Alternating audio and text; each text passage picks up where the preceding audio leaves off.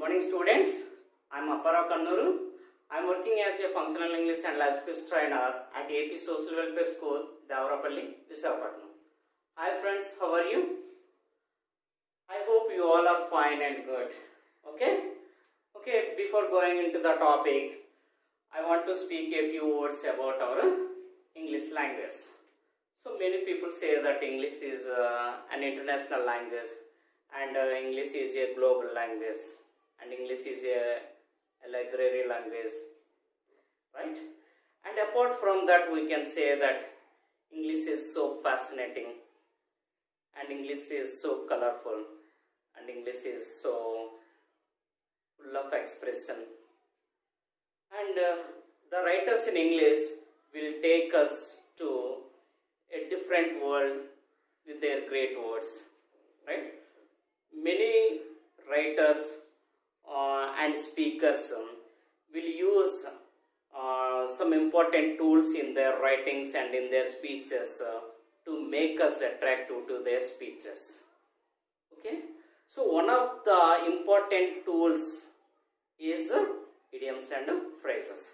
So it is so important to learn the concept and the correct uses of idioms and phrases.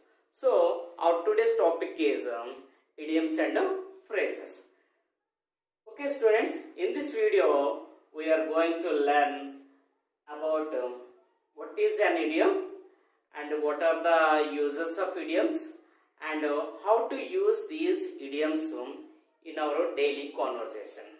Okay, first let's discuss what is an idiom. An idiom is nothing but a phrase. An idiom is nothing but a phrase. You know what is a phrase? A phrase is a group of words. A phrase is a group of words. And what is the definition of an idiom? An idiom is a group of words whose meaning is different from the meanings of the individual words. Have you got it? I repeat. An idiom is a group of words whose meaning is different from the individual words. So that is called an idiom. And what are the uses of an idiom and why should we learn these idioms and what are the benefits of these idioms? Are they necessary? Yes. So idioms are very important in our day-to-day conversation.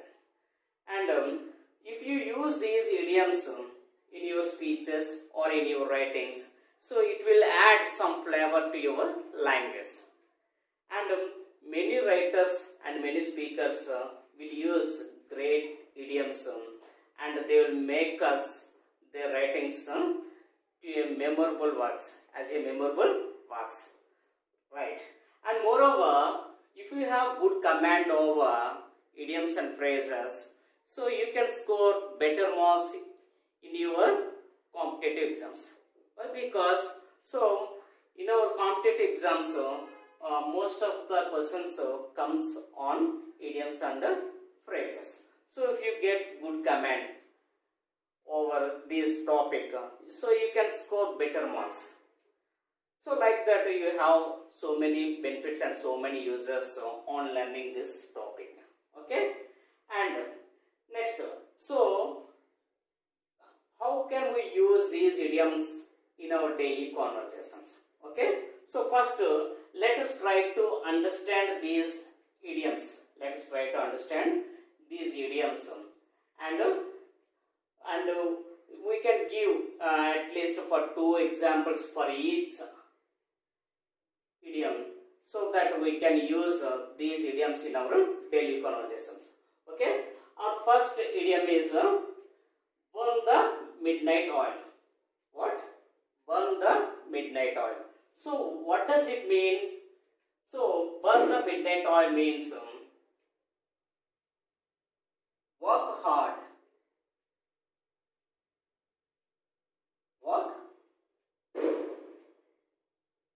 hard, mainly late in the night. Mainly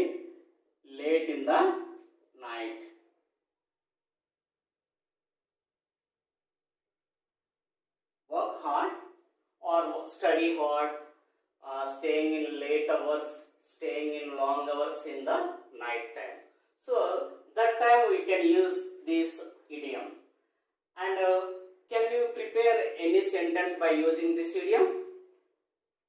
Yes. Burn the midnight oil to get first rank in your academic year, in your academics. And we can frame out one more sentence. One more is this assignment is so difficult, so you have to burn the midnight oil to get it completed. So what does it mean? This assignment is so difficult, so you must work hard late in the night to get it completed. So in such type of situations, we can use this idiom. Okay. Next, let's move on to second one. So what is the second one? A piece of cake. A piece of cake.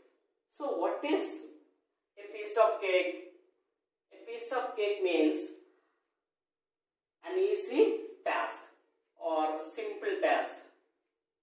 Very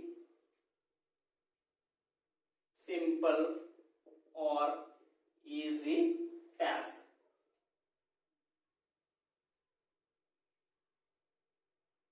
Very simple task. So when we feel that any work is so easy, so simple, so that time we can use this idiom. For example, English exam is a piece of cake for me, right? And moreover, you can say that, hey, don't worry man, that job interview is a piece of cake for you. So like that, you can use this idiom in your daily conversation. Okay. Next, our next idiom is don't cry over the spilt milk. Don't cry over the spilt milk. So what does it mean? Don't cry over the spilt milk. So it means no use of crying. No use of crying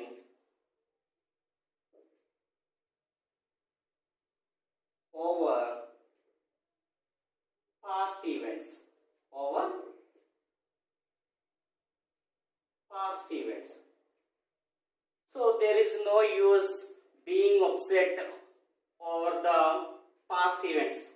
Why? Because it was already happened. Those things were already happened and it can't be changed. So that time there is no use of worrying and there is no use of being upset. So that time we can use this idiom. Okay, and you can use don't cry over the spilt milk and try to focus on your next project. Okay, so like that you can use this idiom in your daily conversation. Okay, right. And the next one is beat around the bush, and it is a very common idiom in our English language. Beat around the bush. Beat around the bush means avoiding the main topic. Avoiding main topic. Avoiding important topic. Avoiding main topic or important topic.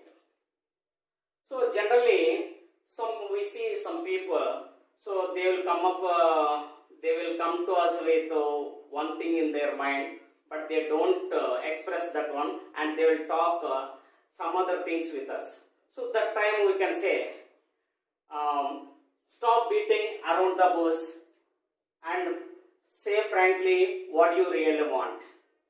Okay.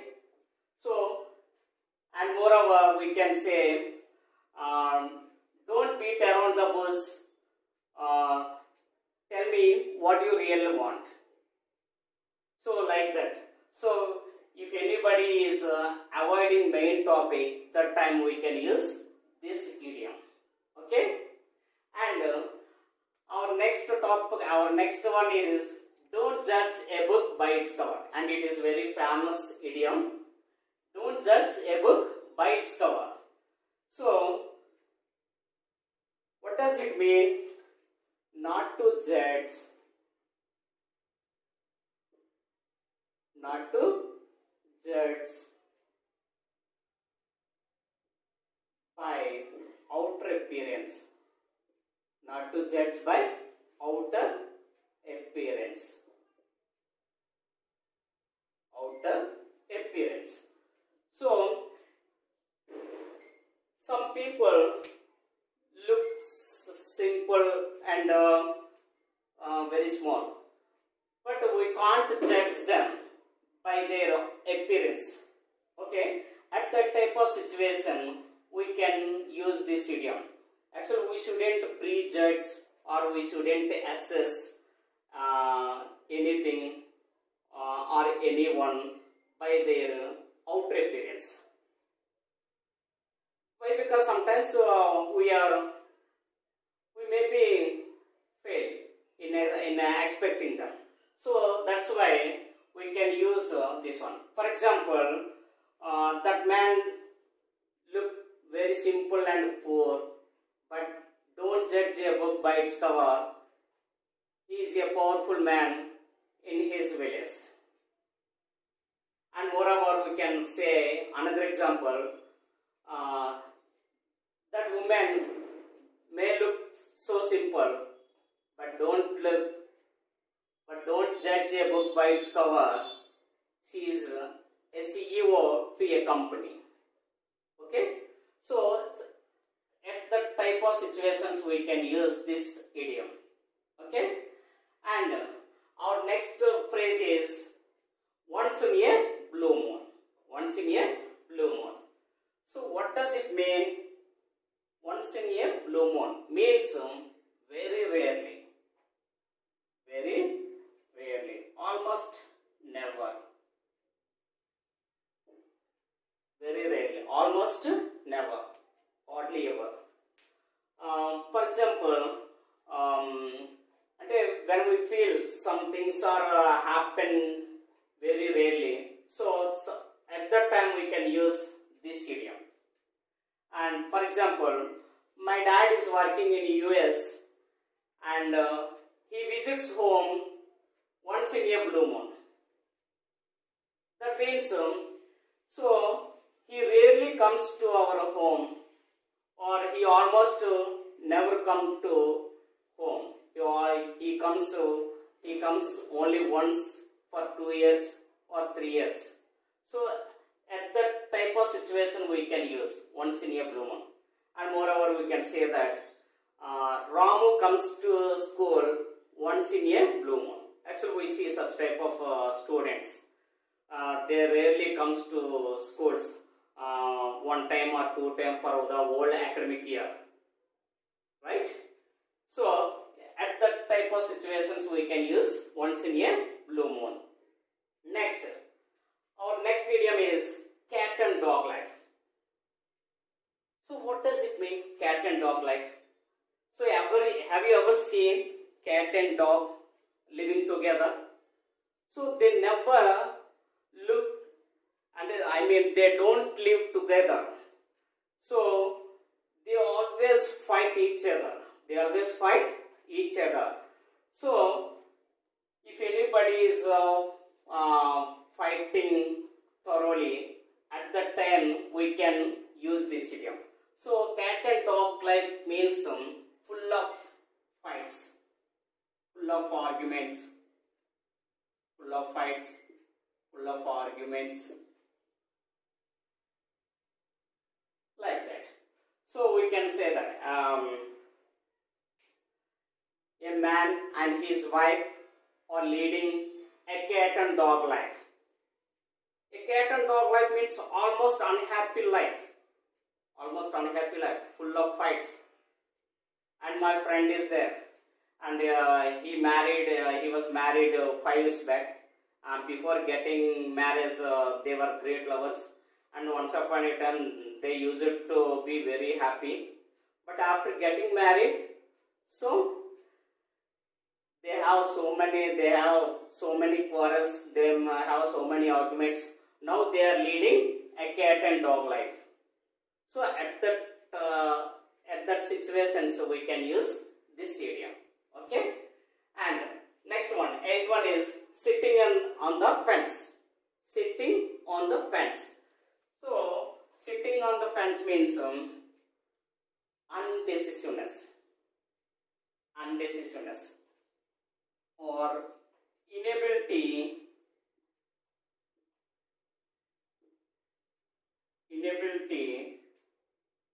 to decide,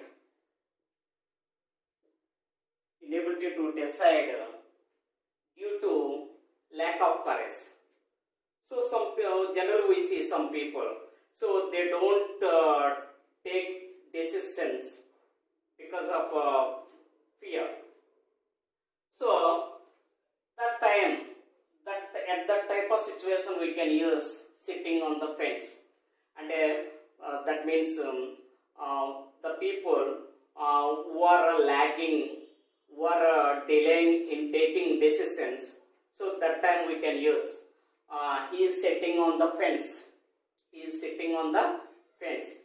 For example, she didn't know whether to say yes or no. That's why she is sitting on the fence. And moreover, we can say that we can say another example that I was surprised. He came up with a decision because he always sits on the fence. So like that we can use this idiom in our daily conversation. Next, the ninth one is at arm's length. Keep at arm's length. Keep at arm's length means keep away from us. Keep away from us.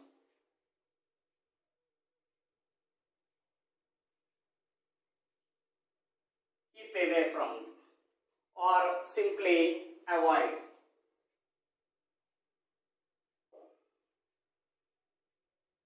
So when you want to keep some people away from you, so that time you can use this idiom, keep at arm's length. That means keep away from. For example, I like to keep my enemies at arm's length. That means I like to keep my enemies away from me. I will avoid my enemies.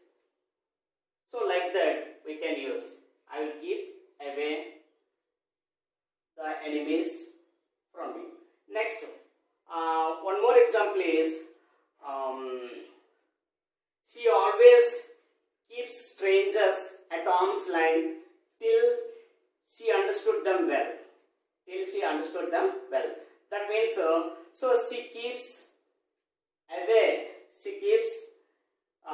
the strangers away from her till she understood them. Okay, so like that we can use this idiom. And the last one, but not least one, in the nick of time. So what does it mean, in the nick of time? In the nick of time means at the last moment. In the nick of time means at the last moment or second, at the last second, at the last moment, at the important moment. That means. So for example, so you can understand by using some examples. Ambulance arrived in the nick of time, otherwise the patient would have died. Have you got? And one more time, and one more example is the bridegroom arrived at the wedding in the nick of the time. That means the bridegroom arrived at the last moment of the wedding. So likewise, we can use these idioms in our daily conversation. Okay friends, I hope you have understood this topic well. You just keep practicing these idioms in your daily language and